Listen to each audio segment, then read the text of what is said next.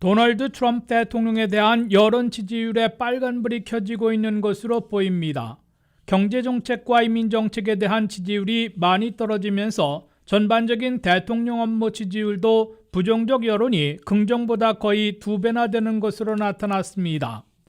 AP통신이 발표한 트럼프 대통령에 대한 여론조사를 보면 전반적인 지지율뿐만 아니라 각종 핵심 정책에 대한 지지율도 취임 초에 비해 크게 하락하고 있는 것으로 조사됐습니다.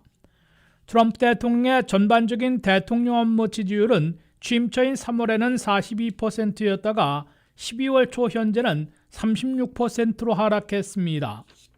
각 분야별로 가장 높은 지지를 받아온 트럼프 이민 정책에 대한 지지율은 취임 초 49%까지 올라갔으나 12월 현재는 38%로 10포인트 이상 급락해 있습니다.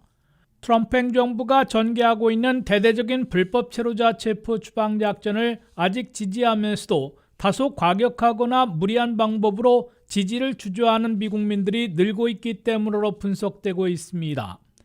이민 정책 가운데 가장 성공한 것으로 꼽히는 국경 정책에 대한 지지율만 취임 초 55%에서 현재는 50%로 떨어졌지만 아직 유일하게 긍정론이 가장 높은 것으로 나타났습니다. 트럼프 경제정책에 대한 지지율은 취임 초인 3월 40%였다가 12월 현재는 31%로 9포인트나 대폭 하락했습니다.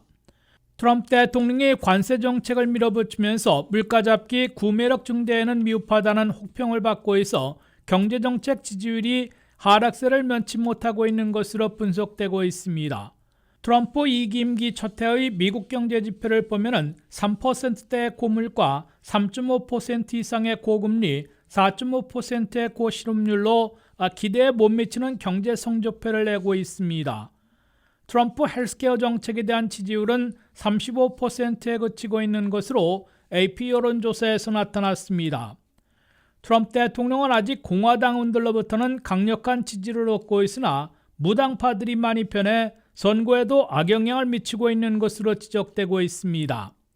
뉴욕시장의 민주사회주의자를 자처하는 30대의 조람 맘다니 후보가 당선된 데 이어 플로리다 마이애미 시장에도 근 30년 만에 처음으로 민주당 여성시장이 탄생해 백악관과 공화당 진영에 충격을 안겨주고 있습니다. 트럼프 대통령의 뒤만 따라가거나 고무도장을 찍게 되면 1년도 채 남지 않은 2026년 11월 중간선거에서 공화당이 상하원 다수당 자리를 빼앗길지 모른다는 위기감이 감돌고 있습니다. WKTV 뉴스 한면택입니다.